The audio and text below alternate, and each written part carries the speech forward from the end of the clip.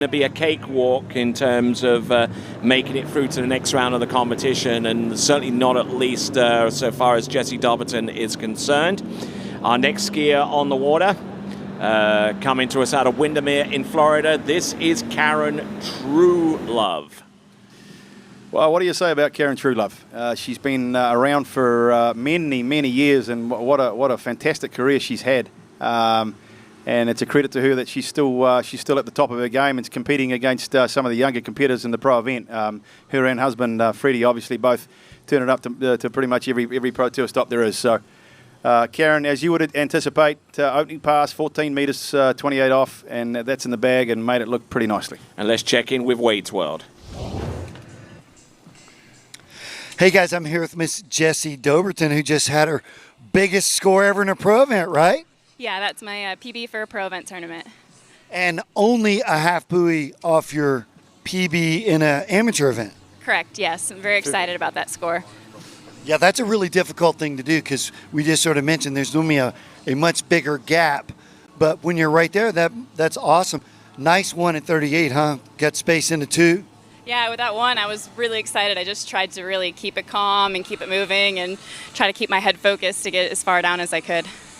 We had a big fan club down on the dock, including me, going, yay, keep going. So it's fun to watch. Good for you. Awesome. Thank you so much. All right, back to you guys. Why, thank you there, Wade, and nice to hear from Jessie Dobberton as we now anticipate Karen Truelove coming back into the course on 13 meters. I wouldn't anticipate her going into the course on anything shorter than 14.25 meters, but you know, we were rather surprised to see Taryn Grant go in on 13, and that tactic certainly worked out for her. Here we go. This is Karen Truelove, 13 meters. Nice extension on buoy number 1. Good rhythm established right from the get-go. Here she is on buoy number 3, not exerting too much energy at this point, and looking in very, very good shape. That is Karen Truelove, a 6-buoy count on 13, and fellas, looking in very, very good shape so far. Well, yeah, Tony, you said off the bat there, what can you say about Karen Truelove? Because she's, you know, been to all the events all around the world, won just about everything there is to win. But one thing I look up to Karen a lot for is that she has a very methodological approach. I think you see that out there in her skiing. She's a real technician. Everything looks very polished. She looks really nice and still on the ski, very dialed in. And that's because she's working on that in practice day in, day out.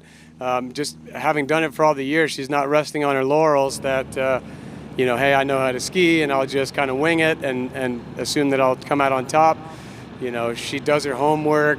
Freddie's usually taking video that they review in between the rounds, make any adjustments that are needed to get that extra buoy in the next round.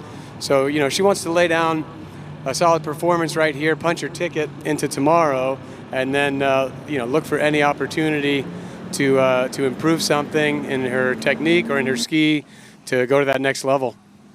All right, let's see what she does here. She's gone through, 14, 13, and now this is 12. So 12 metres 35 off Karen, good start. And her traditional 2-4-6 side is very nice. A little bobble, wheelie at there at 3, but nothing to worry about. She's around 4 and over to 5. Another little wheelie there at 5 and over to 6. So maybe something to iron out a little bit as she starts to, you know, obviously now we're going to get into the much shorter pass of 11 metres. And let's check in dockside with Wade.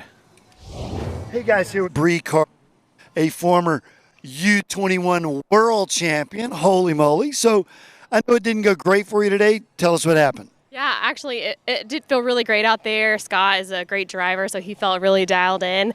I was just amped up, ready to go, and I came around 1 and just tried to run all 6 right there. So that's what happened there. But I've been trying different skis, and I've settled on the Ion too. So I've been through a little bit of ski testing recently, which has been fun. So we'll see you on the tour again soon? Absolutely. I'll see you in Miami.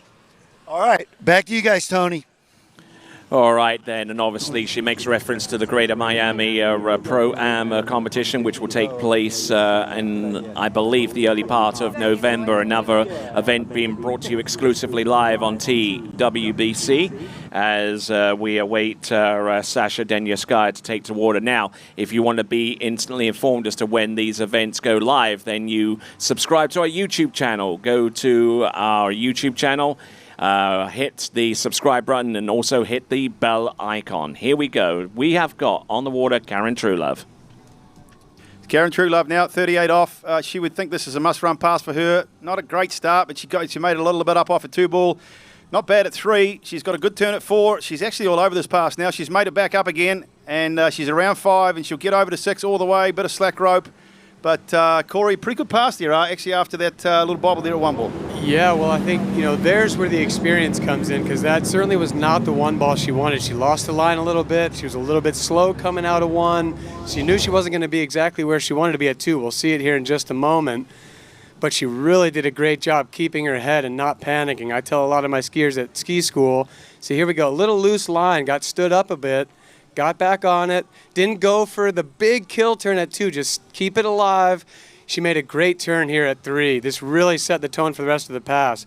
Got some angle, reestablished her rhythm and position a bit, and from here she knew she could run it a little bit down course and not have to do anything spectacular to just come into 6, a little on the late side, but again, no panic. I tell my skiers at ski school, oftentimes it's not the mistake that takes us out of our pass. It's the overreaction to that mistake. And right there, you just saw a classic example of no overreaction. She just stayed nice and focused and did what she needed to do at 2 and 3 to find her way out the end of the course. Yeah, I think you nailed it, Corey. I really do. That's experience right there, what she did in that pass. She used her many years of doing it. But here she is now, 39 off. The lead scorer is 2 buoys. And it's the tailwind is picked up slightly. She's around 1, a wheelie. Is she going to get over to 2? She will. And, she's unfortunately couldn't ride that turn out. So we're going to have 1.5 from Karen Truelove. A great score. It's definitely going to get her into tomorrow. All things considered, I think she should be pretty happy with that round. Yeah, I think it's just like I was saying earlier, she's going to go back and watch this. We're so fortunate now that we have this amazing broadcast to go back and review. You got all these camera angles to see exactly what you're doing, and so she won't be relying on Freddie's video from the shore, but I have a feeling she's going to watch this a couple times. There are a couple 1 balls there, this one and the 38, which were not what she wanted, just not quite finding the line tension here at the finish, and she's going to make some adjustments tomorrow with her gait, and I think she's going to be looking for more buoys, and I won't be surprised if we see those. And let's check in one more time with Wade's World. Hey guys, I'm here with Italian Miss Alice Bagnoli, and big summer, European overall champion, European trick champion. Must have been fun, right? Yeah, it was definitely a good summer for me. I love spending time in Rocchetto, and since this year I didn't have school, I got to spend all summer there. So now back in the US, but it feels pretty good. So you ski the full tour here, the rest of the fall, all the way to Miami? Yeah, I'm going to ski all the events here, Malibu, Jax, and Miami as last tournament of the year. So pretty excited about that. I'm excited. We're going to see her a lot on the water. So back to you guys, Tony. Indeed, and all of those events are brought to you exclusively live on TWBC. We thank you very much for your enthusiastic support of these broadcasts, including the 2022 MasterCraft Pro right here on Lake Crew, the home of action water sports and ski fluid. All right, then. So now we've established the bubble score because based upon the information that we've received about Neely Ross not being able to ski in this round, that means that it reduces the total field down to 14. It also means that we still have 10 skiers advancing out of those 14, which means that we only eliminate 4.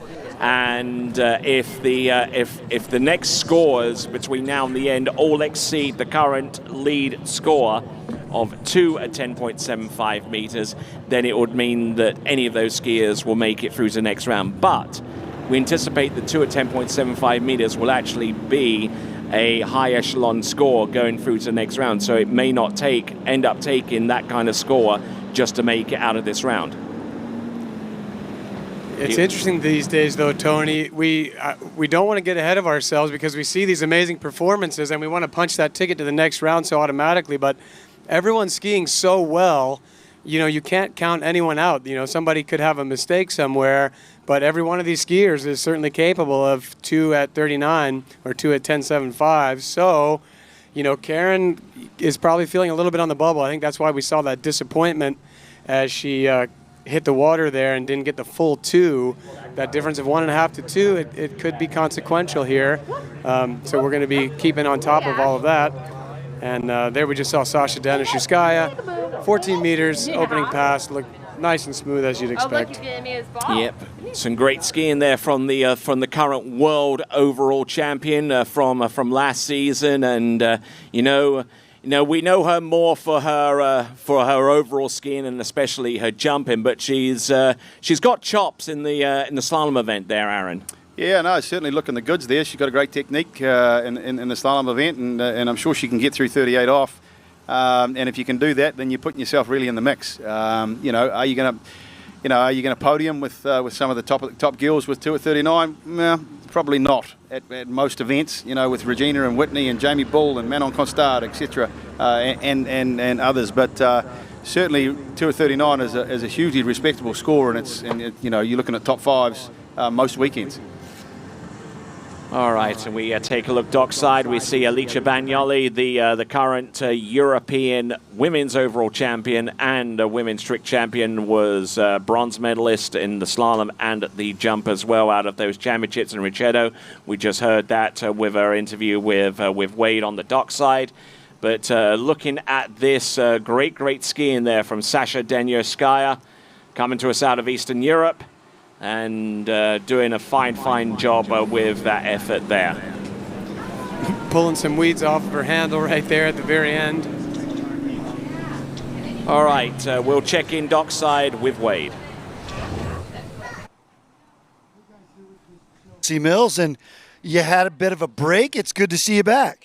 Thanks so much. I spent the summer with my mom for a bit. She's going through cancer right now, so I spent a month with her and then 2 months in Canada with my boyfriend. So doing a bit of some different stuff, mountain biking, road biking, kids, lots of stuff.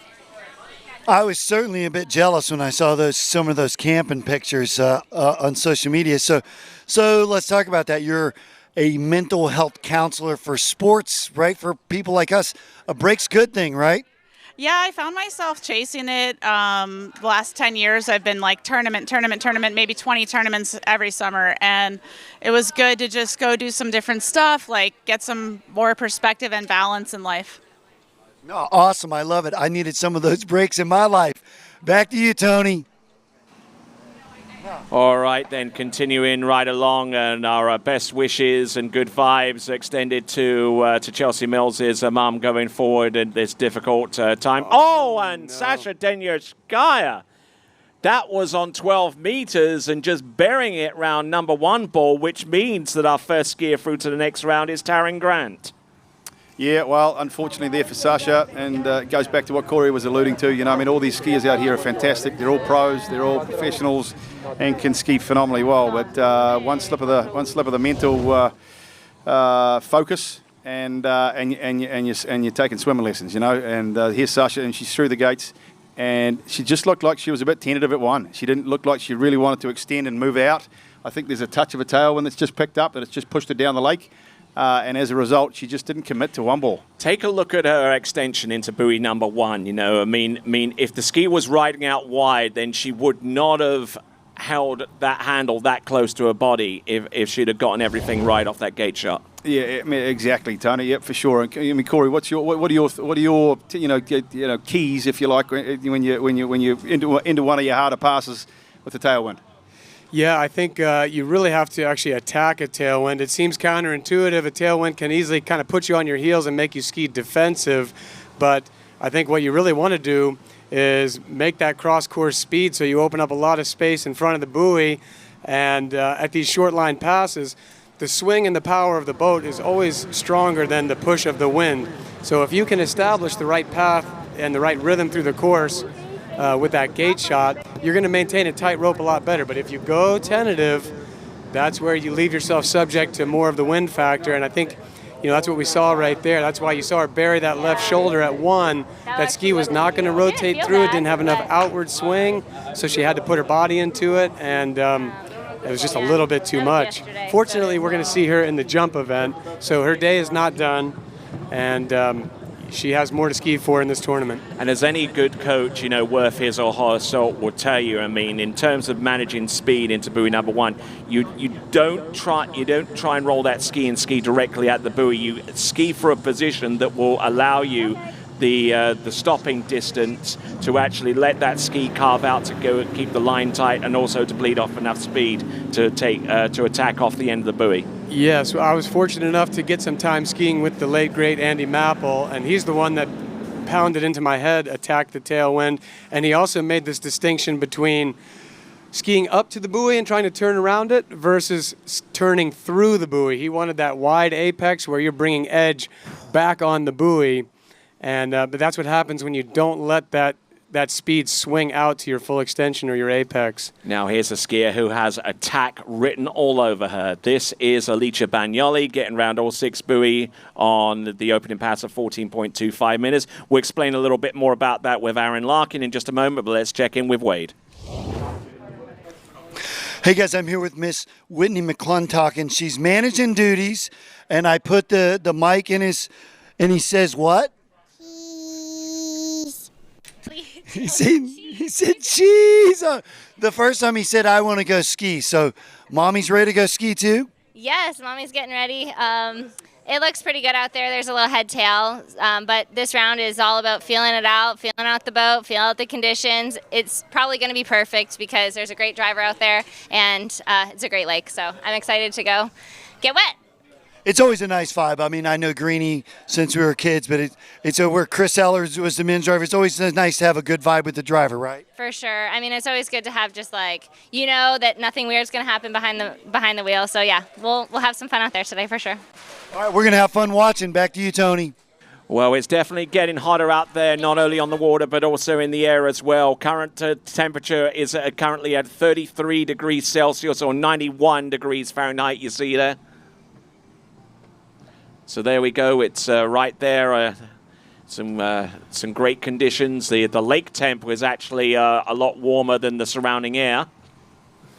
So Alice Bagnoli now is on course, 32 off into a headwind. She's just fresh out of the Europeans, where she did very well, and made that look very, very easy. And again, I mean, she should do. I mean, let's be real. She's a pro. She's a seasoned professional, and you got a nice little headwind with all the conditions that are set up for you, and she made it look good. But of course,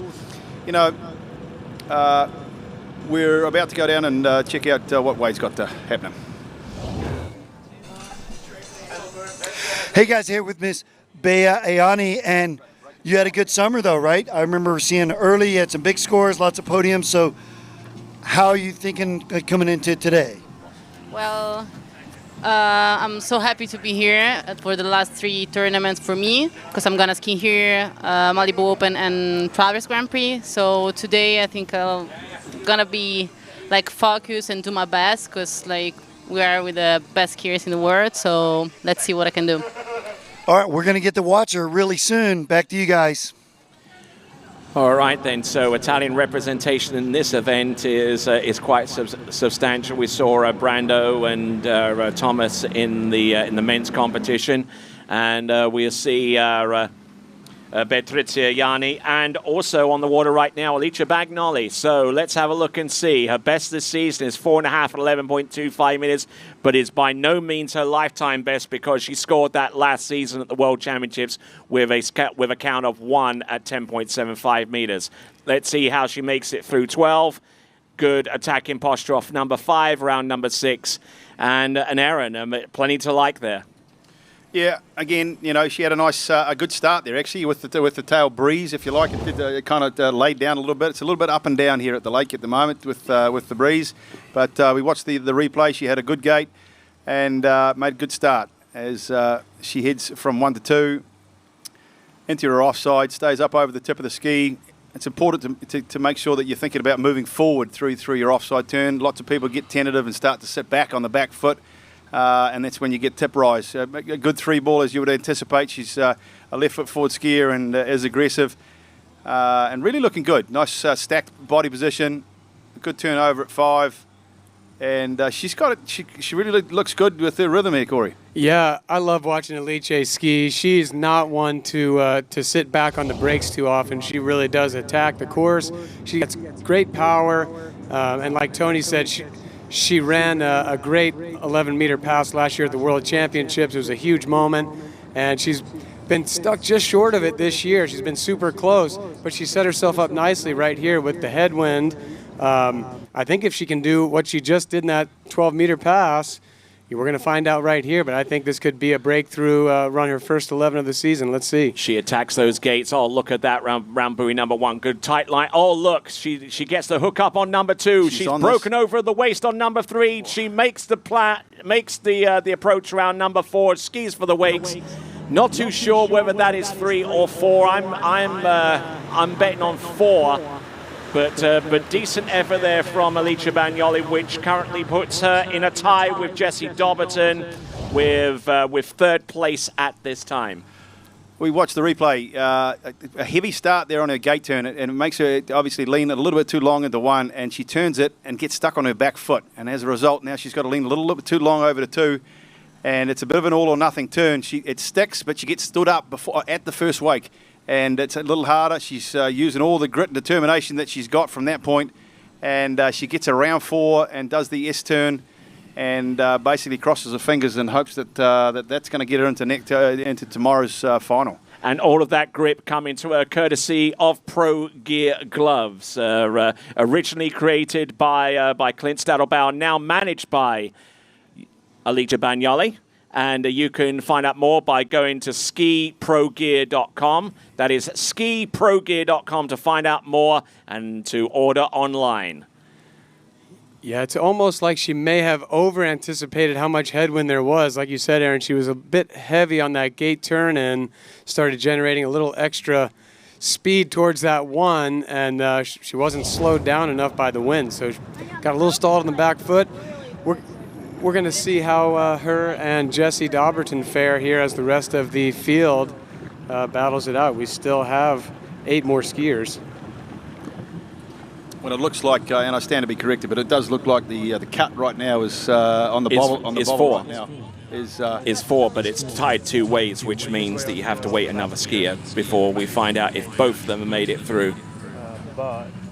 All right, then. So make sure you go play at waterskibroadcasting.com/play for your chance to win yourself a D3 or a Conley slalom ski. Win the ski of your choice by going to waterskibroadcasting.com/play. Skier on the water is Chelsea Mills.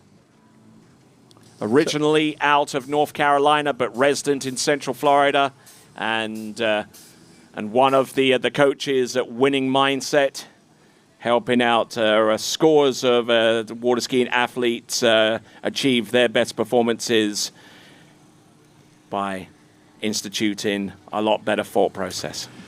Yeah, she's. I stand to be corrected, but she's had some injuries of late. You know, I think she really hurt her ankle at some point. Yeah, she has. In the not too distant future, and she's had a lot of time off the water. And as she said, obviously.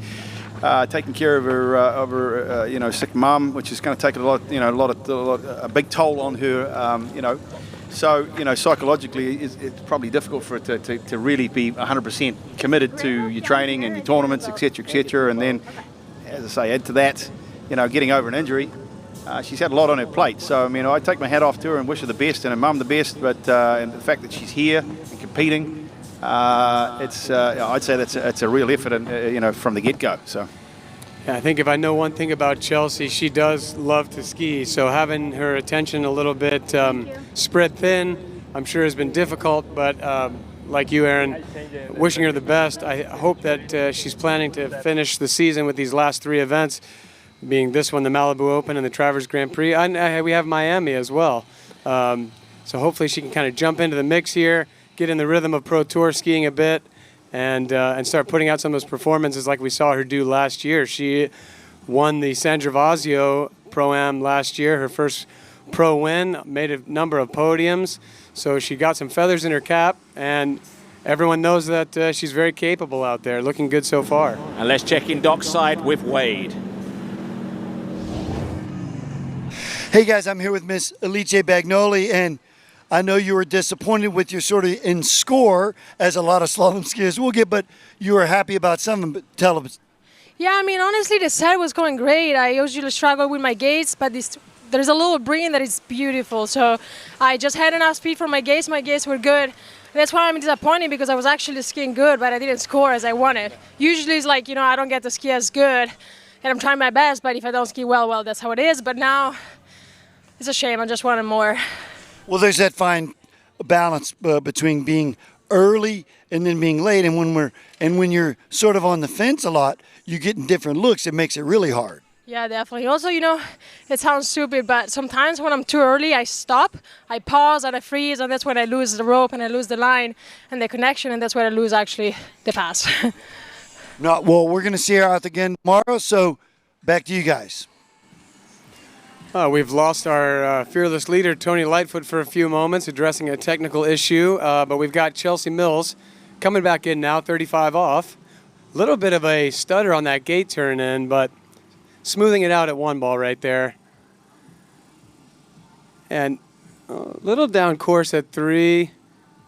Not a big deal, though. This is a pass where she can kind of get those feels, figure out what's going to happen, and she'll be trying to just dial everything in, get a better gate in 1 at 38.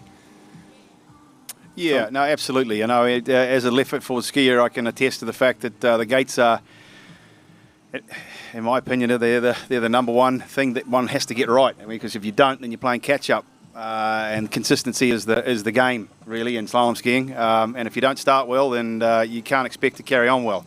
No, and these next couple passes are where it really starts to show. When you have a little extra rope on your side, coming in without the perfect line is manageable. You can take a couple buoys to reestablish rhythm.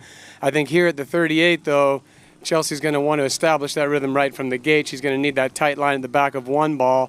And we've seen it kind of go both ways for people from this far end today. A couple of great starts, and then we've seen some people struggle.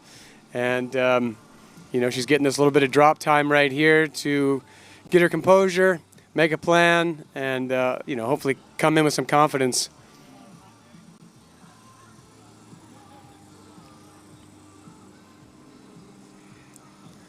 Yeah, well, I think Chelsea's got a personal best of somewhere, I believe, 3 or maybe 4 at 39 off, and she'll be looking for something like that today, as we see her now pulling out for her gates here at 38 off. Anything past 4 ball, and she's going to be skiing tomorrow. So she's around 1, and a pretty good start. She's over to 2, around 2, little tip rise, but nothing to worry about. Big turn at 3. Now she's really into the game. She's going to have to stay patient here at 4. She's going to go all the way to 5. Big turn at 5, and she'll get over, and around 6 she will. And that's good skiing there from Chelsea Mills. That's some real course management there. She didn't kill 4 ball. She knew what she had to do. All she had to do was get around 4 and over to 5 to where her good side is and where she's confident. Make the turn and get her over to 6 and out the gates. That was good stuff then, Chelsea. Yeah, I think the key thing you said there, Aaron, was course management. Chelsea's one of those skiers. She's very strong behind the boat. She can get herself side to side to make up time. And she's never going to throw the towel. And if something doesn't look just perfect, you can't count Chelsea out. She is going to fight for it. And I think that's kind of how this pass was. She had a decent start, but a couple of hiccups along the way. But she never panicked. We said about Karen Truelove earlier that really that experience played in her favor. Chelsea coming at it from a different side. She's a little bit newer on the scene and really got into the sport later on in life, but has battle tested herself in enough of these pro events to realize when it's time to push and when it's time to just keep cool, and does a great job of that right there. Okay, and by virtue of that, because she slotted herself into 3rd place with 7 skiers remaining on the list, it means that she has advanced herself through to the next round of the competition for certain. Here she comes, Chelsea Mills. Round number 1, she is looking for the lead off number 2. Does she make a play on number 3? I'm not too sure how much of that 3 she would get, but if it's more than 2, then she would have the outright lead at this time. That looked like a 2.5 to me. We will see what the judges say, But I think she played it very smart here. It was an okay one. It was not going to be a run-the-pass one. But she did a good job just managing her way back to the line here at 2 to give herself a chance to pull long, get the ski thrown out there for the 3. Looks around it to me. You know, these short lines, you're back inside the buoy line so quick. You know, it's not going to be a quarter unless you really skip out and lose the handle. So I'm going to say 2.5, and we'll wait for a confirmation. But as the potential new leader, Chelsea's got to be feeling pretty good right here. All right, then let's check in with. We'll check in with Wade right after the conclusion of this instant replay. Now let's have a look and see if she got enough of number. A little hard to tell from there, but I think she got 2.5 on that one. So good skiing there from Chelsea Mills. Let's check in with Wade.